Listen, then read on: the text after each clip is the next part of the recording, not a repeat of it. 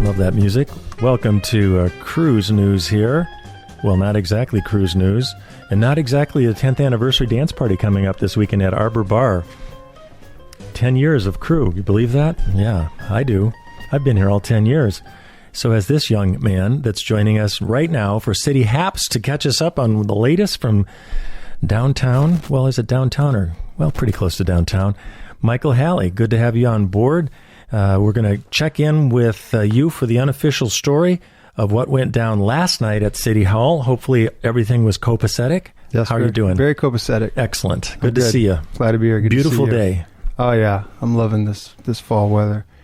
All righty. Well, as you said, it's a unofficial, I call it informal review of the September 26th regular city council meeting. Excellent. Well, what did we do? We had 3 appearances. Wow. Which is very nice. It's always nice to have people come in and talk. So the first was from Major Obrecht.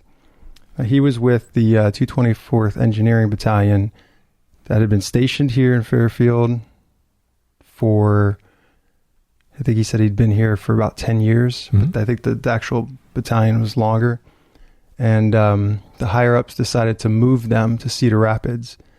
So he wanted to present the mayor and the city with a certificate of appreciation. It's a very Beautiful. nice plaque to say thank you for your hospitality. And does that mean that building where they've been is transferring? Or? Yeah, so it's still basically a reserve, but it's now going to be a supply battalion or Gotcha. a supply company. I think it's company is the right word. So there'll be a transition period, but I believe there'll be actually more people working over there under the supply, this new group. I see. But he just wanted to thank the city for housing them for so long. So they're moving on. He said they're keeping their name. They added a little bit to their name to describe their new function, but it's essentially the same group. And he said that designation, 224th, has been with them since post-World War II. So they really wanted to keep that designation. Nice. Then we heard from a citizen who was, it seemed that she had some personal issues with barking dogs and not being able to communicate well with the dog owners, her neighbors, about the barking. And so she recommended something that I think makes a lot of sense and is relatively easy. She had a long list of suggestions, but the main one was simply to state the ordinance about barking on or include it with dog license paperwork. So that when somebody registers their dog at City Hall, they're also made aware of the barking ordinance. She said that because in her experience, she'll quote the ordinance and maybe they don't believe her or whatever. So she thinks a little education may help them understand that is the law. Interestingly, after the meeting, one of my fellow council members said, well, what constitutes barking? 1 bark? 3 barks? And so it's one of those situations where I think the word would be incessant barking. And there is a code about how long a dog can be left outside. And there's just different aspects to animal treatment. There is a clause in our city code about animal cruelty that makes that illegal. Mm-hmm.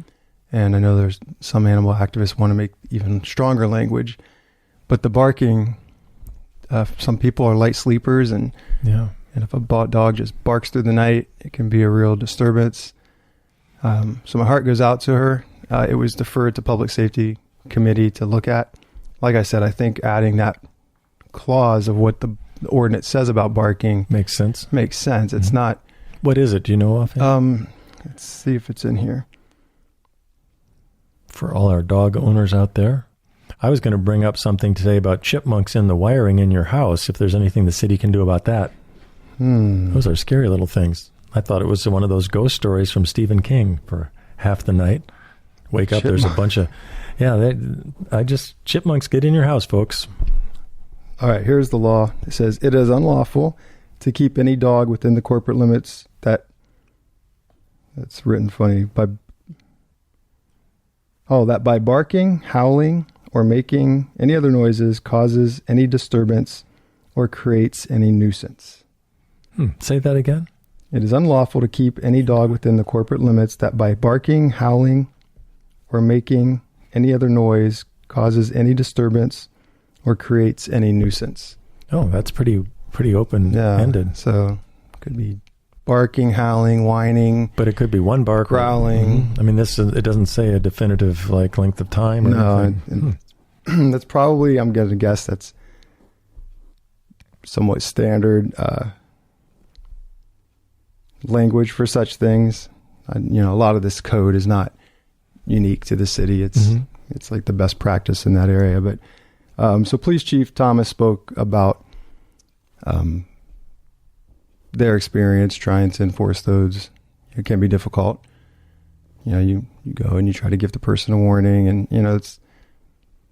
it's just one of those things where you hope that citizens respect each other, don't want to bother their neighbor, would be kind in that way.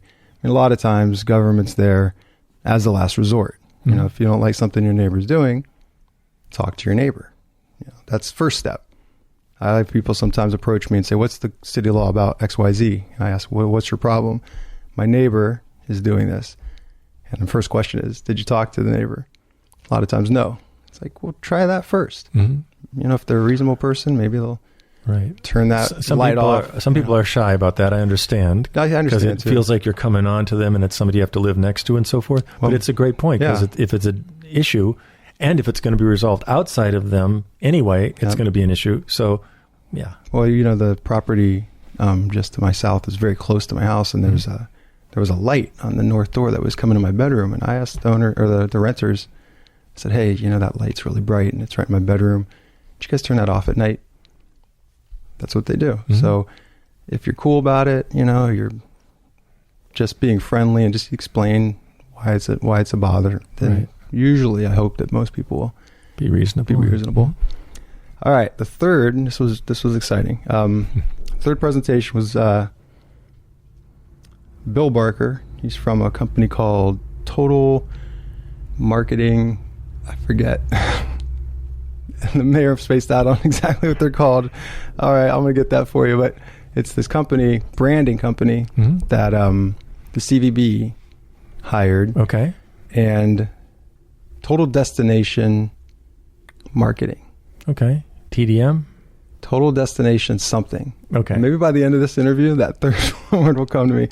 So, but they've done this for countries. They've done this for states. They've done this for cities. They've done this for a lot of entities who want to market their community. And so, and it's all about branding, and it's interesting. So I'm going to give a little bit of what I learned going through this process, because the city got involved as a way to get more bang for our buck. The Convention and Visitors Bureau was looking for a new brand as to market Fairfield for visitors. A tag. Yeah, a brand, which would be a logo, a tag, and then kind of a look and a feel, and it's even word choices and a voice and a language. I mean, there's a lot to a brand beyond the logo. The logo, a lot of people think is the brand, but the logo is part of the brand.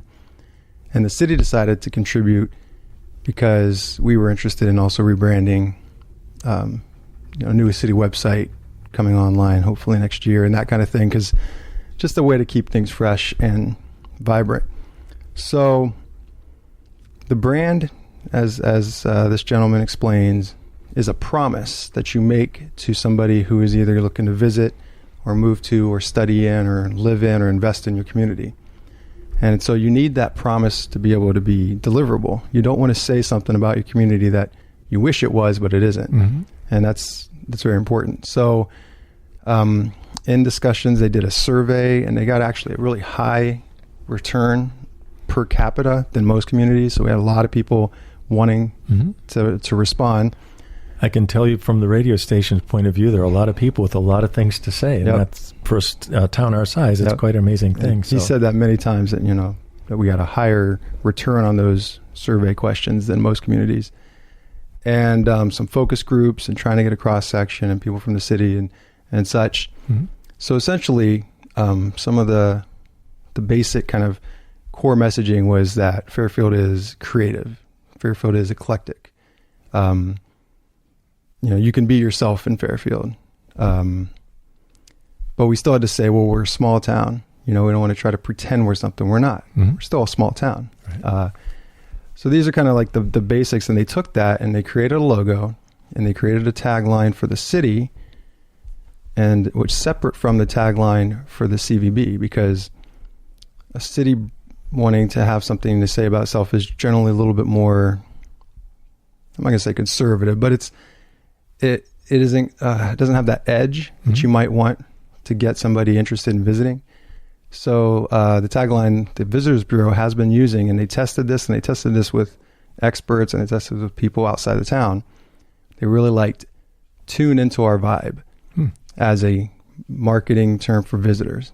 So CVB has actually been using that, and will continue to use that. And then for the city, trying to make sure I get it right because it's not written down here. It was connect, create, celebrate. So the city of Fairfield and those 3 words. So nice. Again, it's just a little something that takes that message and tries to kind of condense it into something that is, I think it's good. Simple. Yeah. It's those 3 words are strong. Yep. And very much known for creativity. Yep. Connect, creativity, and was it connect and celebrate? Yeah, beautiful. connect, Because we're create, very celebrate. much known for the arts and music and venues and food, whatnot. But still, fantastic. So he presented that, and then the council voted to accept it. They're going to fine tune a little bit before a big public reveal, but it's versatile. The logo actually has components that work better for visitors, or that kind of thing where you want a little more color, a little more pop. And then some of the more colorful aspects can be muted down for, say, city stationery or, so we're going to unify the city departments. They'll all have the name of the city as part of the logo, and then a department. So right now we've got Park and Rec has their own logo. Well, now they'll use this one. So all city departments will be unified in that way. Then the city and the Visitors Bureau will be unified. But then there's this other version of it that the Visitors Bureau can use in their publication that just has a little more pop. So when it comes out, you'll really see what I'm talking about. It's kind of hard to describe. But No, you've done a good job. But it's versatile, and this is interesting. They don't just deliver that. They deliver, the company delivers about a 50-page document that tells you how to manage the brand. So, for example, some communities have learned the hard way. They'll spend all this time doing something and creating a brand, and somebody takes, say, the logo and decides, I just think it'd be look better in black and white, or I don't like that color, and they tweak it and they start spreading it out there. Well, that doesn't maintain the integrity of the brand.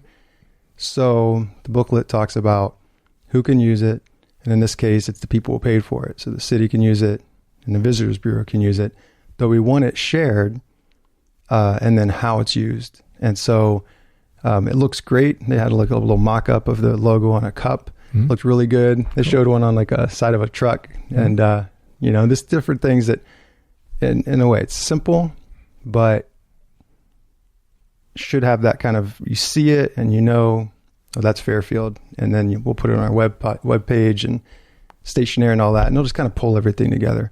Very nice. But then the secondary aspect, I think, of the benefit of going through this is for the Visitors Bureau and the city, it's that defining, well, who are we? And that's never a bad thing. It's like, well, who are we? And then strategic planning is, well, who do we want to be? Right. And so. Fantastic. And what's the name of the group again? Oh, that's right. It's Total Destination Marketing. Maybe. Something like that. Total Destination. But But anyway, I'm sure that's being, it can be easily found out. By the way, that's Michael Halley you're listening to, 4th City Council person. I'm James Moore at KRUU-FM.com, also 100.1 on your FM dial. Fairfield Media Center in the house as well. Our good man, Jason Strong, who was just out there with the drone education. I interviewed Renee Holmberg about that. Looked like it was a good turnout and a lot of fun commercial drone use, how to film from the air and so forth. But after each city council session, the following Tuesday lunchtime, we talk with Michael to just get a hit on what went down. Also Thursday dinner time, rebroadcast 6:30 p.m. and the following Monday breakfast time, 6:30 a.m. You can catch up on what's going down at City Hall So what else? I bet there were a few other things, but that's a good diverse bit of people showing up. Yep. Everything from the reserve to branding to dogs. Yep. It was great. All right, this is one of those things I say, like, you never have to go, I wonder, what? You can always look things up. So it is total destination marketing. Cool. We don't have to wonder anymore, thanks to folks. The power of modern technology. All right, so aside from that, we had a lot of kind of housekeeping. Accepted a few more bid packaging for the new gym as final. Again, it's just, they have to wait a period of time to make sure everything was right. The roofing, the glass and glazing, general construction. So I think we're getting to the point where they'll all be paid their final retainage. You're done. You did it right. Here you go. Take your money and run. Literally.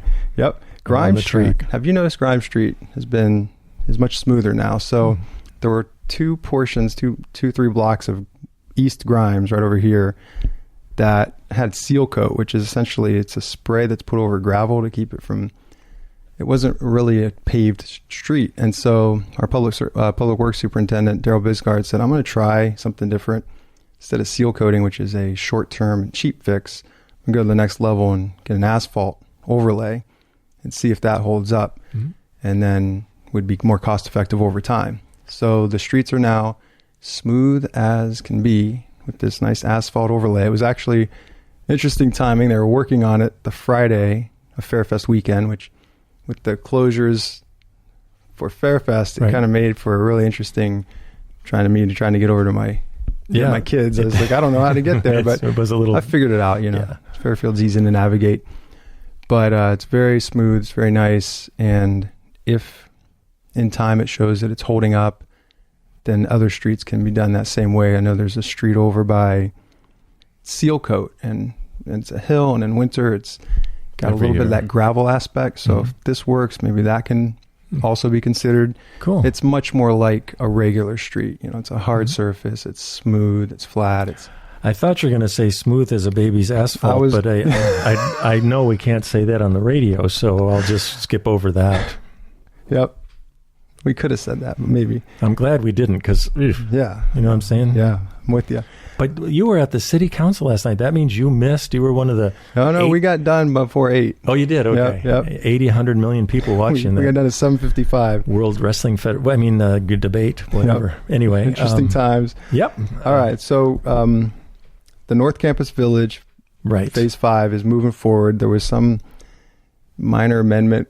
We've seen to have done a lot of amendments for that, but it's because I found out that the gentleman, Martin Brett, who's organizing, is handling it all himself. A lot of these developments have one person's the contractor and one person's the paperwork person. He does it all. Mm-hmm. So, council's patient. We accepted the amendment. It was mistype of the land. It said northwest instead of northeast, or vice versa. So little things like that, getting it cleaned up. But and then we set a bunch of public hearings for 2 properties that want to de-annex from the city. It's I guess it's not really. It's the north side of B Street. It's actually the Readers and Great Glassaway have properties that are... Know it well. We're at the edge of town. I don't know when they were annexed or why, but it doesn't make sense to annex unless you can have the properties tie into city services. That's a reason to be in the city, is you use city services. Mm-hmm. They don't use city sewer. They're too far away to get on the line. I don't believe they even use the water. So they want to de-annex... what does that mean? Means no longer be in city limits. I see. Considered in the county. Gotcha. The unincorporated county. So they came to Planning and Zoning Commission. They said unanimously, we recommend this to council. First, we have to have a public hearing, which we'll have in October. There is one council member, Tom Thompson, who feels strongly things need to go in the other direction, that the city needs to begin annexing in order to grow. And then there are those like myself who aren't fans of involuntarily annexing, which is somebody lives, even if they're right at the edge of your city, and they're happy being in the unincorporated area, just because it's good for the city to include them. If they don't want to be, I don't know if it's necessarily a good idea to begin that process. From my understanding, at least in Fairfield's recent history, the city has not done that, has not involuntarily annexed property. It's only when somebody buys a piece of property and it says, okay, we want this annexed because we want this to be with all the city. And we've heard some places of that happening. It can be kind of controversial. Yeah. If owners don't want it, then it gets to be. Yeah. So you're going to hear this talked about on Libertyville Road coming up at some point. Same thing. Yep. And then it was a setting public hearing. There's this teeny little piece of land over by Walton that this developer wants to buy from the city, and we're just, we got an assessment and we made a deal, and just got to get it all worked out. But first, the public hearing, because with government, it's slow, it's transparent, and that's the rule. That's the way it is. All right, we moved on. The mayor's report. He just talked about. I guess I haven't talked about this because it might have come up between our two meetings, but. So Moody's is a bond rating agency. Oh, I did see that. Yeah, and they had downgraded the city's bond a couple years ago, and then it came down again after that because they didn't see. They make it very explicitly clear what they want to see, and one of the things that would have made a difference would have been selling Logan sooner, but that process got slowed down and it didn't happen, and so they took us down another notch, and now. Because they've seen that we took that cash, we sold the property, took the cash and kept it in reserve, which what we said we'd do with it, not take it and spend it on things, but keep it in reserve, and ended deficit spending. So the departments that used to spend over their budget, not anymore. It's not happening anymore. We got the 25% of local option sales tax reallocated from sewer repairs to general fund. So there's a little bit more assistance in building the cash reserves. That's not a lot of money in the big picture, but it showed the bonding agency were serious about this, and the voters were behind that. Mm-hmm. And then the city has a new financial policy, has to deal with also like keeping those balances in the positive at all times, not to overspend, but just being smart, not necessarily like always buying the high end version of things if there's a cheaper option. That kind of thing, refurbishing when possible. So they upgraded us to the next level and also changed the outlook from negative, which means we're not seeing the changes we want to see, to positive, which means that next year when they review it, if they see that we've been sustainable and being able to maintain these things that we've done, keeping the cash balance healthy, staying away from deficit spending, then they'll bump, most likely, you can't say what it'll do, probably bump us up again. So it's an annual review. Yep, it's an annual review. So now I looked up their different levels, and our financial consultant told us, and their particular, the way they grade it, you're never really going to get their highest because you're too small of an entity. You're too small of a city that they're not going to be the highest. But if we get it to A, that would be our goal, I think. So we have an A with Standard & Poor's, who's is comparable to Moody's in terms of when lenders are looking, or when institutions are looking to buy the bonds, when the city puts them out, they'll consider either one as equal. So we have an A with Standard & Poor's. If we get to the A with Moody's, I think that would be, I'd like to set that as a goal that we want to. Our goal is to get the highest rating possible, and our financial advisor tells us that's most likely for a city your size would be an A. So we're like a B double A with a positive outlook, and then it would be a B single A. It was negative before just for a bit. So negative outlook. Already that's a shift. And we talked about, it's riding the ship. It's not a sharp turn. It's a big ship, and you got to take it. And so I think Moody's did the right thing by saying, let's see where you are in a year, because you can sell an asset, have that cash, but do you keep it? Do you stay fiscally conservative, or do you say, how can we spend that money we have? Yeah. And that's the thing. No, you don't spend it. You leave it there, rainy day fund. That's what they wanted to see from us. That's what we're doing. Cool. All right, two more things. Property committee met Saturday morning, which is an interesting time for a committee meeting, but it's the only time the three of us could meet. We're suggesting a few amendments to the outdoor dining ordinance that was passed for the sidewalk dining. We didn't mean to, or I didn't mean to when I brought this to committee, require fences for the establishments that don't serve alcohol. So we're amending it so that if a restaurant doesn't have a liquor license, they don't need to fence in their outdoor dining area. And also we added benches, chairs or benches, which would then take care of something like Sweet and Saucy where they have benches, and benches are fine. As it stands now, it would have been that a fence was necessary or something? Yeah, no matter what. Mm-hmm. But now, which isn't practical. It's not practical. In many yeah, in a lot of ways. So, and if there's no risk of someone coming outside with alcohol because they couldn't buy it there, then there's no need for a fence. So it's just practical. And then we changed the size of the opening to the fence. It was a little too wide. We brought it back to ADA level, 36 inches. We're talking deets. So once we get these little bugs worked out, you'll see we have a few applicants right now. So you'll probably see some outdoor dining downtown in spring with the fenced in and all that. Still now, it's fall, man. Football weather, some beautiful days. Oh, yeah. Maybe. But it takes longer than that. It takes, we haven't even begun the mending process yet. And finally, I talked about briefly, I went to Iowa League of Cities annual conference in Des Moines with Mike Harmon, my first time going. Mm-hmm. A lot of interesting workshops. And what I said to council is it shows that the issues we face in Fairfield are not unique.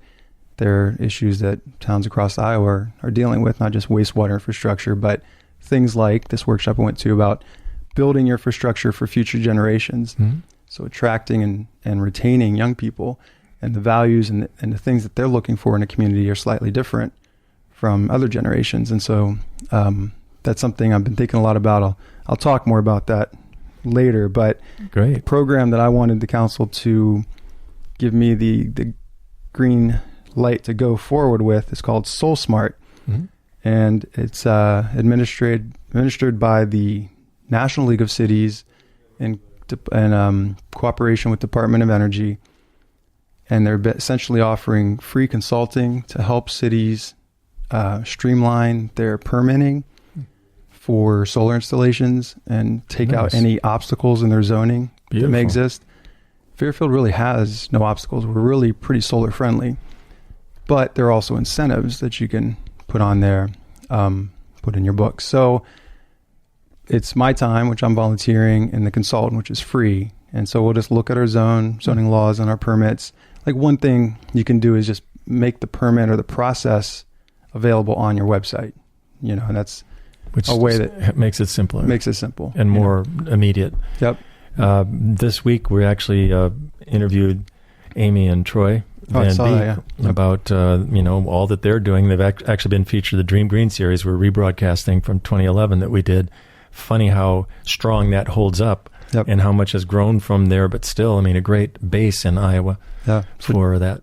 And Troy is one of the luncheon speakers at the League's main event. So fantastic. As I told the council, we have already very high interest in solar. We've got a grocery store, radio station, 2 banks, a gas station, Depot Brewery, a brewery, multiple offices and residents. And which, by the way, will soon have organic craft beer. Nice. Federal licensing is on the way. So if you go to 9th Street Railroad Crossing, you'll see the largest installation in Fairfield getting going. It's one of our local manufacturers going solar. So fantastic. The growth is expected to be exponential in the coming years. So really now is the time to get our side of it cleaned up, just make it smooth.